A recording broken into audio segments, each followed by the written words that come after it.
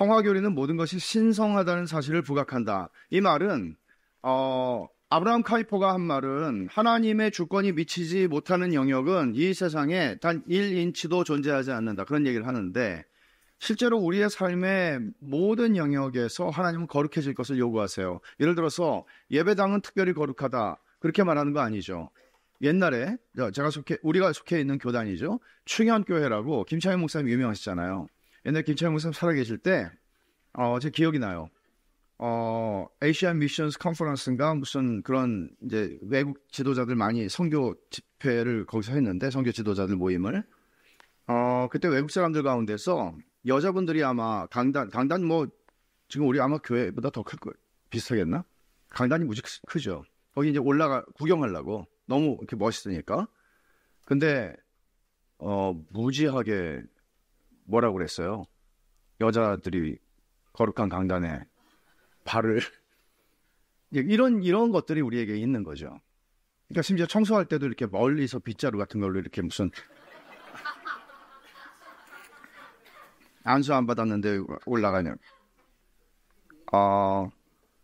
그런 인식은 성경적이지 않죠. 그렇게 신앙이 분리되면 우리의 신앙은 왜곡될 수밖에 없고 이상해져요. 그래서 우리 삶의 모든 영역이 하나님의 성화의 대상이고 영역입니다. 모든 것이 하나님을 지향하며 구속의 의미를 지닌다. 여러분, 이 구속이라고 하는 여기서 우리가 많이 쓰는 말이잖아요. 이 구속이라고 하는 말이.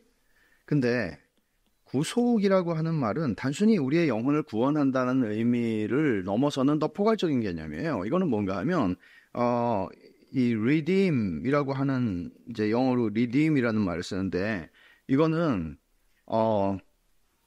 다시 획득하는 거예요. 다시 되찾는 거예요.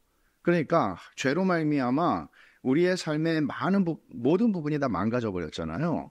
그러니까 하나님에게서는 떨어져 나간 거예요. 근데 그걸 하나님이 다시 회복시키는 개념이에요. 그러니까 그렇지 않은 영역이 하나도 없는 거예요. 우리의 모든 영역에서. 그래서 성화의 은혜 때문에 결혼 생활, 자녀 양육, 일터 이게 다 거룩한 영역이 되는 거예요. 그리스도인들에게는. 근데 이제 우리가 과거에 지금도 그런 논란들을 우리가 가지고 있지만 사람들이 믿는다고 하지만 교회에서는 충성 봉사하고 막 그냥 직분도 얻고 그렇게 하는데 직장에서는 완전히 딴 삶을 사는 거죠. 그러니까 제가 처음에 우리 이제 2015년에 우리 교회에 왔을 때 되게 충격적인 얘기를 들은 거죠. 우리 자매들 가운데서 직장생활 하면서 아침에는 그 직장에 그 부서의 부장이나 뭐 이런 분들이 큐티도 한대요. 그리고는 술집에 가면은 저녁 회식 같은 거 할 때는 술 따르라고 그러고 2차 가자고 그러고 심지어 한 자매가 했던 말이 기억이 나요. 자기는 노래방을 가면 계속 탬버린을 친대요. 앞에 나와서 자꾸 자기 건드리니까. 근데 그 사람들이 큐티한대요. 이게 현실이에요. 그러니까 결혼생활, 자녀 양육, 일터, 가정 이게 다 신성한 공간이에요. 그리고 성적인 영역, 그리고 재정의 영역 다 마찬가지예요. 그러니까 고린도전서 6장 19절에서 20절에서는 바울 사도가 그런 사람들이 굉장히 성적으로 문란했단 말이에요. 고린도 교회가. 그러니까 이제 그런 면에서 너희가 신앙생활 한다고 하면서 성적으로 문란한 육체는 아무것도 아니야. 영혼이 중요해. 무슨 말이 안 되는 소리야. 바울 그렇게 얘기하는 거죠. 사실 어떤 혼전 관계 또는 혼외 관계 이런 문제들이 거의 우리의 현실에서는 그리스도인과 비그리스도인 사이에 차이가 없어요. 통계가 말해주는 거예요. 무서운 얘기잖아요. 눈 가리고 아웅이잖아요. 근데 우리가 어떻게 나 구원받았으니까 괜찮아. 그러나 구원을 받았을 때 우리는 이거거든요. 하나님이 내게 구원을 받았어. 난 구원받았어. 예수님은 나의 구주야. 근데 구주의식이 많은 건 아니잖아요. 여러분은 어떻게 예수님을 여러분들에게 있어서 구주라고 말하면서 주님이라는 거는 롤드, 여러분들의 주인이란 얘기예요. 주님은 우리의 세이비어가 되실 뿐만 아니라 구주가 되실 뿐만 아니라 롤드예요. 주님이 말씀하시면 그 노래도 있잖아요. 주님 말씀하시면 내가 나아가리다. 예. 그거는 말로만 아니죠. 내 쾌락과 내 감정이 요구하는 대로 살아가는 게 아니라는 거죠. 그러니까 이런 면에서 우리는 사실 더 정직해져야 되고 하나님 앞에서 씨름해야 돼요. 그리스도의 피로 말미암아 영원부터 영원까지 당신의 삶은 거룩한 땅으로 지정되었다. 그러니까 모세가 떨기나무 앞으로 가서 신을 벗어야 했던 것은 그런 장소는 지금은 없어요. 내가 바로 떨기나무, 하나님이 거하시는, 하나님이 임재하시는 떨기나무인 거예요. 그러니까 무릎을 꿇어 외경과 감사와 예배에 젖지 않을 수 없는 거죠. 우리의 삶을 그렇게 다루어야 되고 내 육체를 그렇게 다루어야 하고 내 영혼을 그렇게 간주해야 하는 것이죠. 6번, 역경은 성화의 주된 도구다. 고난의 문제죠. 이렇게 말하는 사람은 없어요. 내 평생 가장 편했던 3년 동안 나는 가장 많이 배웠고 주님을 닮아갔다. 이렇지 않아요. 여러분들의 삶을 돌아보면 거꾸로죠. 내 인생에서 진짜 힘들었던 3년이었어. 근데 사실 돌아보니까 내가 진짜 너무 많이 주님을 배웠어. 이렇게 되는 거예요. 살면서 피하고 싶은 것들이 하나님이 우리 안에서 우리를 통해서 최고의 선을 이루시는 도구가 되는 사실을 우리는, 그러니까 원하는 것을 얻지 못했을 때 우리는 하나님이 왜 나한테 이러시나 하지만은 사실은 그 왜에 대한 대답에는 그 질문의 왜라는 질문의 전제에는 하나님은 내가 원하는 것을 주신다는 생각이 있잖아요. 근데 성경에 어디 그렇게 말했어요? 하나님이 내가 원하는 걸 주시면 저는 진짜 자꾸 생각나는 게 하나님이 저한테 원하는 걸 제 인생에서 계속 주셨으면 제가 진짜 밥맛 떨어지는 사람이 되었을 줄로 저는 믿습니다. 믿습니다. 다 그래요, 우리가. 하나님이 우리가 원하는 대로 우리 인생을 인도하시면은요, 밥맛 떨어지는 사람 돼요. 그래서 역경을 통해 하나님은 자아라는 우상 중의 우상과 안락의 우상을 깨뜨리신다. 이게 자기를 위해 살지 않고 자기를 위해 죽으시고 다시 살아나신 예수를 위해 살게 하시기 위해서 우리를 구원하셨다. 고린도후서 5장 15절에 그렇게 말씀하는 거예요. 그래서 역경에 대해서, 고난에 대해서 우리가 두 가지 태도를 가지는 게 중요한데, 처음, 성화의 은혜보다 안락을 더 중시할 때가 많음을 겸손히 자백하고 하나님의 구속사역을 더 사랑하는 은혜를 달라고 구하라. 그러니까 우리는 사실 솔직히 말하면 안락함을 좋아하죠. 안 좋아하시는 분 계세요? 주여 저에게 고난을 주시옵소서. 그거는 안 구해도 주시니까 걱정하지 마세요.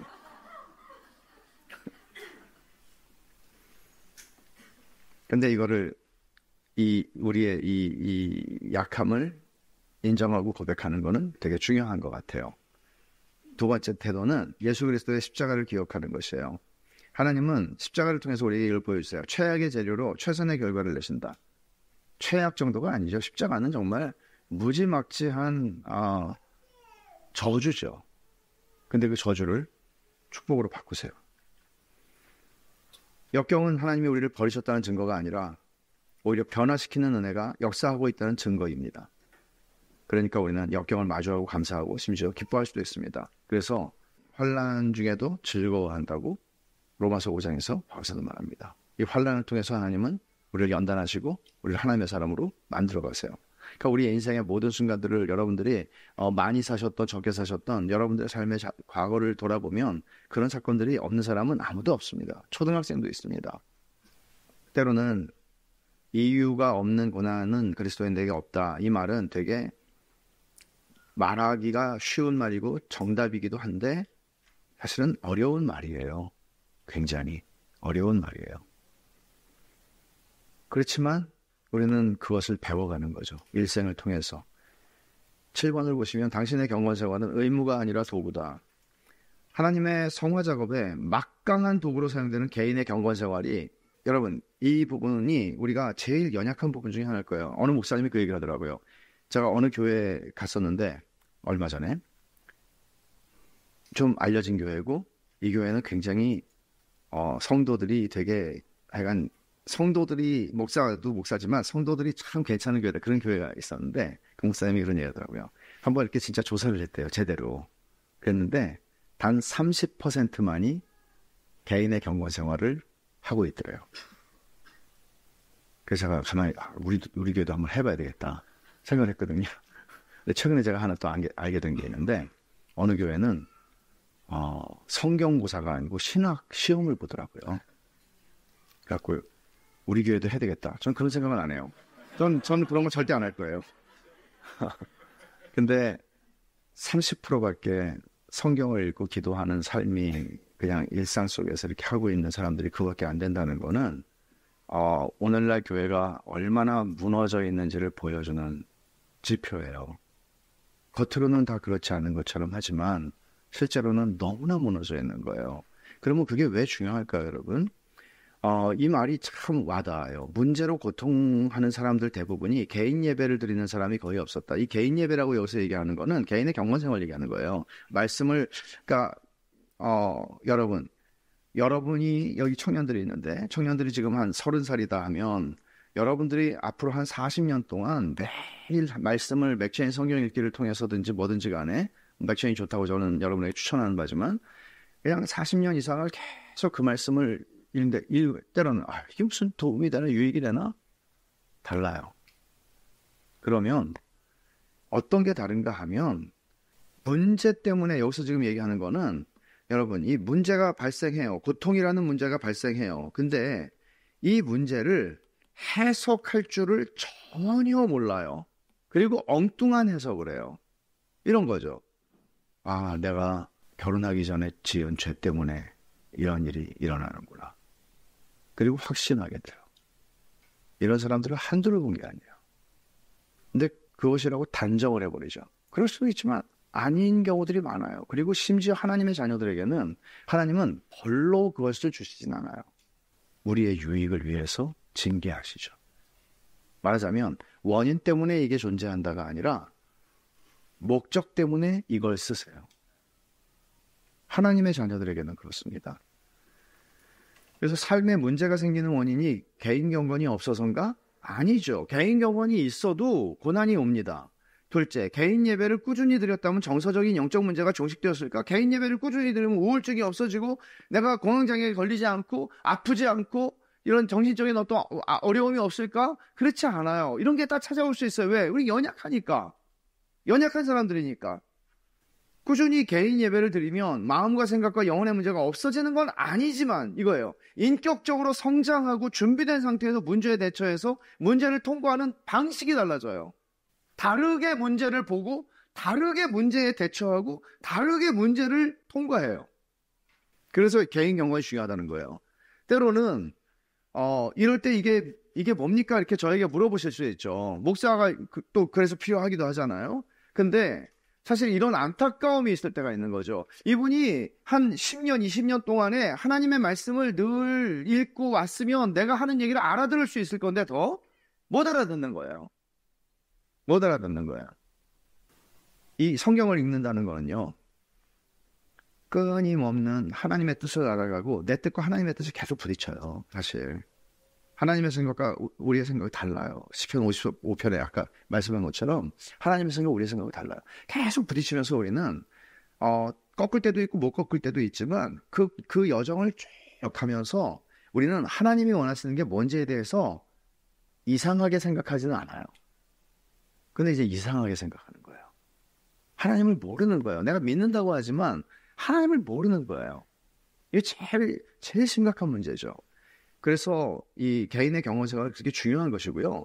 개인 예배, 개인 경건의 습관이 우리 마음과 삶을 변화시키는 하나님의 지속적인 성화 사역에 어떻게 기여하는가 하는 걸 보면, 첫째는 하나님의 속성과 성품을 더 깊이 알게 돼요. 여러분, 우리가 결혼을 해서 30년을 살았는데 일주일에 한 번씩 만났다든지 한 달에 한 번씩 만났다든지 그런 사람 어떻게 알겠어요? 30년을 긴 세월 동안 알아왔다는 것은 그 사람을 속속 깊이 다 안다는 거죠. 성품도 알고 그 사람의 성질도 알고 뭐 다 아는 거잖아요. 우리가 하나님을 30년을 믿었는데 성경이라고는 읽은 적도 없어, 제대로. 그냥 교회만 그냥 다녔어요. 그럼 어떻게 이런 문제를 하나님 나를 도와주세요라고 했을 때 하나님이 도와달라고 했는데 하나님이 나를 도와주시고 계시는데 도와주시는 걸 못 느끼는 거예요. 하나님을 모르니까. 이런 문제가 굉장히 많습니다, 여러분. 그러니까 다시 말하지만 여러분들이 매일 맥주의 4장을 다 읽는 거 시간 많이 걸리지도 않아요. 다 하는 게 좋아요. 다 하는 게 좋은데 그거 너무 힘들다 그러면 자기 수준에 맞춰서 오늘 매일 제가 올려드리는 거 있잖아요. 그거 한 장을 제가 올려드리는 거 그거를 읽고 성경을 안 읽는 사람이 있더라고요. 최근에 누굴 만났어요. 그래가지고 아니 제가 하나님이에요. 저는 해설을 거기다 쓴 건데. 그러니까 성경을 읽고 출근길에 아니면 5분, 10분이면 들으니까 오디오 듣고 그리고 해설도 한번 읽고 그리고 기도하는 시간을 가지고 유튜브 볼 시간은 수도 없이 많은데 하나님 말씀 볼 시간이 없는 거예요. 그렇게 살면 안 돼요. 진짜 그렇게 살면 안 돼요. 하나님이 어떻게 역사하시는지를 더 분명히 이야기돼요. 하나님을 아니까. 하나님을 향한 사랑과 신뢰가 깊어져요. 그러니까 당황스러운 일을 만나도 당황하면서도 조금은 숨을 한번 쉬고 갈 수도 있어요. 때로는 하나님께 삶을 드리고 싶은 마음과 실제 헌신이 깊어지고 죄인, 고난당하는 사람, 성도로서의 자신을 더 깊이 알게 되고 다양한 거잖아요. 죄인이에요. 나는 고난을 당하고 있어요. 현실이에요. 근데 성도예요. 거룩한 성도예요. 또 하나님의 자녀로서 자신이 부름받은 삶을 더 깊이 이해하게 되고 하나님 말씀의 여러 진리를 더 깊이 깨닫고 실천하게 되고 예수 그리스도의 복음을 더 분명히 이해하고 실천하게 되고 죄와 유혹의 성질에 대한 인식이 깊어지고 죄를 깨닫고 자백하고 회개하는 습성이 일상화되고요. 더 잘 준비된 모습으로 영적 전투에 임해서 사탄의 공격을 맞서게 돼요. 하나님의 임재와 능력과 약속으로 그리고 그분께 사랑받는 복으로 말미암아 점점 더 감사함이 넘치는 거죠.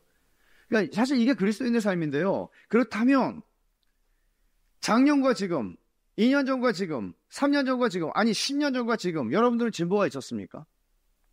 왜 없었을까요? 만약에 뭐 우리가 너무 이제 또 자학적으로 판단할 수 있으니까 왜 없었을까요? 없다면 사실은 이런 경건 생활은 절대적으로 중요해요. 다시 말씀드리지만 여러분들이 어떤 교회를 다니는가가 여러분들의 삶을 보장해 주는 거 아무것도 없습니다. 잘못하면 망가지게 만듭니다. 착각하게 만드는 거죠. 그 씨름은 대신해 주지 못해요. 아무도 대신해 줄 수 없어요. 하나님이 목적하시고 당신 안에서 행하시는 성화, 인격적인 변화를 의지적으로 당신의 일로 삼아 그 일에 힘쓰면 개인 경건의 시간은 짐으로 보이지 않고 사랑의 초대로 보이게 되는 거죠. 그러니까 되게 우리는 무슨 놈에 이렇게 할 게 많아. 이 교회는 저 목사가 이렇게 자꾸 성경 읽으라고 그래. 짐이 아니게 되는 수준으로 가는 거예요. 여러분 생각해 보십시오. 목사가 설교를 하기 위해서 성경을 읽어요. 직업 때문에 설교를 하기 위해서, 가르치기 위해서 성경을 읽어요. 난 안 먹고. 그럼 어떻게 될까요? 그 사람의 성화는 기대할 수 없죠. 되게 슬픈 얘기인데 여러분들 다 아시는 얘기지만 한국에서도 목사들이 쓰러지는 얘기가 너무나 많잖아요. 너무나 겁나요. 저도. 누가 자신할 수 있겠어요? 어저께 저기 갔다 왔는데 거기서도 굵직굵직한 교회에서 다 사고가 났어요. 몇 개 되지도 않는 한인교회들. 얼마나 제가 갔던 교회도 그런 어려운 가운데 지금 10년이 지났지만 아직도 힘들어요. 그러니까 이 성화라고 하는 이 문제는 여러분 사역이 성화를 대신하지 않아요. 엄청난 사역을 했다고 생각해 보세요. 베샬롬 교회가 막 2만 명 교회가 돼서 광주에서 막 광주를 뒤집어 놨어요. 근데 그게 저의 성화하고는 아무 상관이 없습니다. 착각할 수는 있죠. 성화교리는 진보적인 기독교를 꾸짖는다. 첫째, 진보적인 기독교라고 여기서 얘기할 때 그냥 리버럴한 기독교다. 이런 차원의 문제가 아니고 들어보시면 알 거예요. 5가지 특징이 있는데 첫째, 성경을 경시해요. 여러분 예를 들어서 되게 제가 진짜 지난주에 정말 이런 장르의 설교가 있구나 하는 걸 우연히 제가 설교를 안 듣거든요 원래. 한편에 그냥 깔끔한 에세이예요. 그거를 아이패드에서 읽으시더라고요 목사님이. 근데 정말 책으로 내도 되겠다. 그리고 막 자연에 대한 그런 그 묘사들 이런 것들이 제가 개인적으로 물어보시면 제가 얘기해 드리지만 여기서는 얘기 안 할 거예요. 근데 저 설교를 저걸 설교라고 인식할 수가 있구나. 진보적인 기독교를 딱 떠오르게 하는 거예요. 거기에는 경건에 대한 죄에 대한 이야기가 없어요. 성경을 경시하는 거예요. 성경의 권위가 상대화되는 거죠. 둘째, 사실보다 감정을 조장해요. 객관적인 진리보다 감정, 의견, 개인적 경험을 중시해요. 아까 제가 그 고객 친화적인 복음이 있다고 그랬잖아요. 그 고객은 교회에 와서 기분 좋아지려고 하는 거예요. 여러 가지 지치고 그랬으니까 위로도 받기를 원하고요. 그러니까 그 감정을 조장하는 거예요. 그 다음에 기독교의 본질적인 교리를 재해석하죠. 예를 들어 동정녀 탄생, 육체 부활, 물리적인 지옥의 존재, 역사적 아담의 존재. 이거 다 지금 큰 옛날에 1900년대 초반에는 동정녀 탄생, 육체 부활 이런 게 아주 큰 문제였고, 그 다음에 20세기 말에는 지옥이 진짜 존재하나 물리적으로? 이거 큰 문제였고, 지금 우리 시대에 지금 막 신학자들이 핫하게 지금 따지는 문제는 역사적인 아담이 진짜 존재했나? 그러니까 성경의 중요한 본질적 요소들을 다 흔들어요. 그리고 전통적인 용어를 재정의하죠. 하나님의 사랑에 대해서 재정의합니다. 하나님의 사랑은 진노 없는 사랑입니다. 죄에 대해서도 재정의를 합니다. 성경의 영감과 권위에 대해서도, 결혼에 대해서도 재정의하죠. 결혼은 한 남자와 한 여자의 결합이다. 아니죠. 두 사람이 결합할 수 있는 거죠. 남자든 여자든. 예를 들면 미국의 제일 큰 장로교단, 그러니까 제일 큰 장로교단이라고 하지만 미국의 그 메이저 교단이 뭐 침례교 중에서 남침례교가 있고, 그리고 장로교 중에 PCUSA가 있잖아요. 저는 PCUSA가 아니고 PCA에 있었는데, 미국에 있을 때. 근데 이 교단은 제가 미국에 살 때 그들의 결혼의 정의를 바꿨어요. 한 남자와 한 여자, 자기네 그 헌장이 있잖아요. 한 남자와 한 여자의 결합이다 해서 한 사람과 한 사람의 결합이다로 바꿨어요. 동성애를 인정한 거죠. 그리고 그 다음에 그 수순이 뭔지 아세요? 그 다음에는 동성애자들을 목사 안수를 줄 수 있다고 바꿨어요. 그러니까 정의 자체를 바꾸게 되는 거죠. 성경에서 얘기하는 하나님이 한 남자를 지으시고 한 여자를 지으시고 그들을 결혼시켰다. 성경이 얘기하잖아요. 한 몸이 되게 하셨다. 그들은 한 남자와 한 여자가 아니고 한 사람과 한 사람이라고 얘기하는 거죠. 그 다음에 복음 메시지의 핵심을 죄와 구원에서 사회 정의로 옮깁니다. 이게 진보적인 메시지, 진보적인 복음이에요. 진보적인 기독교에서 말하는 신앙생활의 목표는 당신이 행복과 만족을 느끼며 자신에 대해 편안해지는 것, 다른 사람을 사랑할 때도 주관적인 최선의 방식으로 하는 것이다. 죄를 자백할 것 없이 자신을 있는 그대로 수용하면 되고, 두렵고 떨림으로 구원을 이룰 것 없이 자아를 실현하면 돼요. 하나님의 권위와 영광은 자아의 권위와 영광에 밀려나요. 다른 복음이죠. 바울이 다른 복음을 전하는 자는 저주를 받을 거라고 얘기한 대로 다른 복음이죠, 이거는. 그러니까 하나님의 자리에 내가 있는 거예요. 우상은 자아예요. 그 자아를 그 자리에 넣는 거예요. 그래서 자아 성취, 그리고 뭔가 사회 정의를 위해서 일함으로써 그들은 자신들에게 보람을 느끼고 의미를 찾는 거예요. 그것이 하나님의 나라예요, 그들에게는. 우리는 진보적 기독교의 설교, 책, 영상, SNS, 기타 미디어들이 넘쳐나는 시대에 살고 있습니다. 이걸 어떻게 다 분별할 수 있을까요? 어떻게 걸러낼 수 있을까요? 걸러내지 않죠. 예를 들어 유튜브에서 뭐 하나 영상을 보면 그것과 연관되게 계속 나오잖아요. 우리도 모르는 사이에 인도함을 받고 있는 거죠, 사실. 되게 무서운 현실이에요. 근데 그런 것들을 우리의 자녀들도 마찬가지거든요. 우리가 어떻게 보호할 수 있을까요? 어떤 기준과 어떤 아이들에게 뭐 맨날 감시하겠어요? 그럴 수 없잖아요. 어떻게 우리는 이런 것들을 분별할 수 있도록 가르칠 것인가 하는 건 너무 큰 문제예요. 동성애만 하더라도 그렇죠. 동성애자가 아니더라도, 동성애자 성향을 갖지 않더라도 이제 그런 교육들을 받다 보면 대다수가 이 교육을 받은, 공교육을 받은, 미국에서 아이들이 이제 그런 공교육을 받잖아요. 그 공교육을 받은 아이들이 대다수가 동성애가 죄라는 것에 대해서는 혐오라고 봐요. 자기가 그 입장에 있지 않더라도.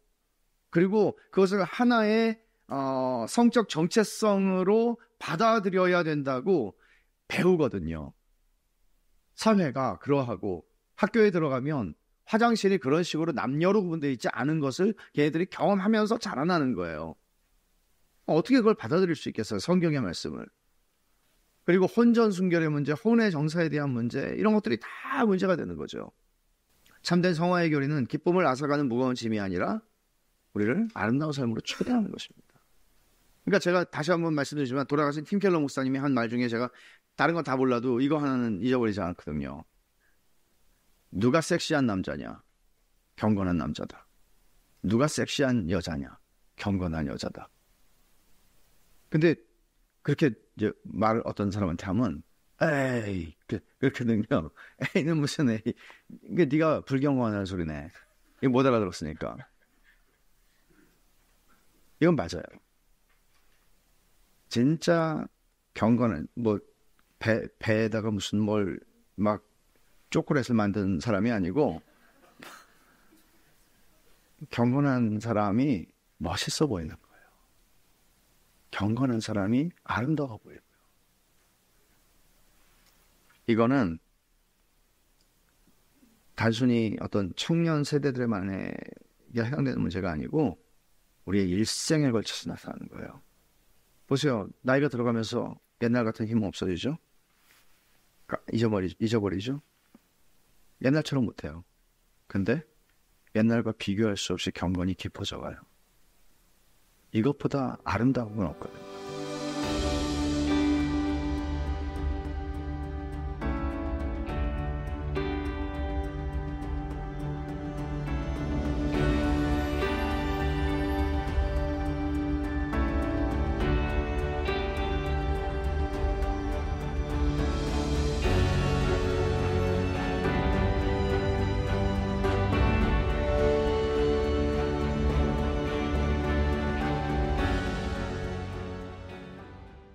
그래서 저는 이 마지막에 비전이 필요하다. 그 비전은 뭔가 하면 무슨 예배당을 짓자 뭐 이런 비전이 아니고요. 이런 비전이요. 제가 읽을게요. 책 396페이지예요. 하나님은 우리를 영원히 잘되게 하시려고 자신의 영광을 발산하시는 분이시다. 그래서 하나님은 우리를 용서하고 자녀로 입양하여 신성한 성품에 참여하는 자로 삼으시기로 작정하셨다. 하나님이 우리를 한없이 사랑하시기에 마침내 우리가 아들 예수님의 형상을 닮을 때까지 쉬지 않고 일하신다니 생각해보면 믿기 어려운 기적이다.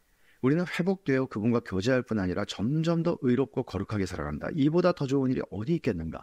성화는 무거운 짐이 아니라 경축해야 할 좋은 선물이다. 물론 우리는 성화의 여정에서 역경과 희생도 경험하지만 그 과정에서 해롭고 위험한 것들은 죽고 선하고 놀라운 것들은 산다. 길을 가는 동안 세상을 사랑하는 마음은 약해지고 주님을 사랑하는 마음은 점점 자라난다. 성장의 발걸음을 내디딜 때마다 각종 우상은 무너지고 하나님께 드리는 예배가 우세해진다. 어디서요? 우리 마음에서요. 길 모퉁이를 돌 때마다 우리 마음의 충정이 구원자와 그분의 나라 쪽으로 조금씩 더 옮겨간다. 여정 중에, 인생의 여정 중에, 성화의 여정 중에 우리는 더 이상 출발지를 뒤돌아보지 않고 영원한 본향을 사모하며 바라본다. 우리는 이렇게, 물론 여기에는 70대부터 지금 20대까지 다 있잖아요. 근데 우리는 이렇게 세월을 보내자고요. 왜냐하면 이게 그리스도인이 세월을 살아가는 선택이 아니고 이것밖에 없으니까. 그래서 생각해 보십시오. 우리의 주님이 나를 부르실 시각이 가까워 올수록 저는 소망이 있는 거죠. 요 모습은 아니겠구나. 하나님이 몇 년을 더 살게 할지 모르겠지만 요 모습은 아니겠구나. 좀 눈부시게 주님을 닮아가는 모습으로 주님 앞에 가고 싶다. 우리가 서로에게 그렇게 하면 좋겠어요. 그런 면에서 지금 20대들과 30대들에게는 그들은 얼마나 정말 럭키한 사람들입니까? 내 안락함과 내 행복함과 내 짜릿함을 위해서 진짜 중요한 걸 놓치면 늙으면 비참해져요. 늙을수록 아름다운, 눈부시게 아름답고 영화로운. 기도합시다.